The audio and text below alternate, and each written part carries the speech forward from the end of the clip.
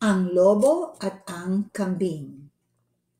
May pagkakataon ba sa buhay mo na naniwala ka sa mga sinasabi ng mga taong hindi mo gaanong kilala? Ano ang nangyari? Alamin natin sa kwento ng lobo at kambing kung sino ang manloloko at kung sino ang naloko.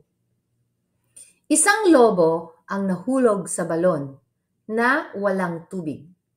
Sinikap niyang tumalon upang makaahon palabas, ngunit lubhang malalim ang balon. Dumating ang isang uhaw na kambing. Lumapit ito sa balon at narinig ang tinig ng lobo. Marami bang tubig sa loob ng balon? Oo, napakarami. Hindi nagdalawang isip pa ang kambing. Agad itong tumalon sa balon at nalaman ngang siya ay niloko lamang ng lobo.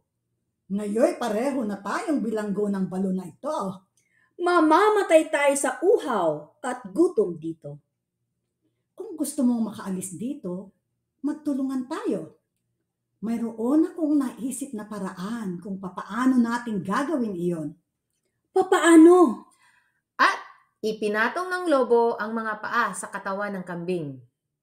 Ako muna ang lalabas. At kapag nakalabas na ako, saka kita hahatakin palabas. O sige, Nakalabas nga ng balon ang lobo sa tulong ng kambing. Ngunit, nung pagkakataon na ng kambing para tulungan ito, ay agad iyong tumawa ng malakas. Ha ha ha! Walang lobong manloloko kung walang kambing na magpapaloko.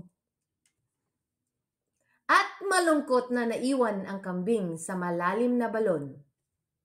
Ang aral sa kwentong ito ay dapat maging matalino sa mga desisyong gagawin mo at huwag basta-basta maniniwala sa ibang tao, lalo na kung hindi mo pa siya lubusang kilala.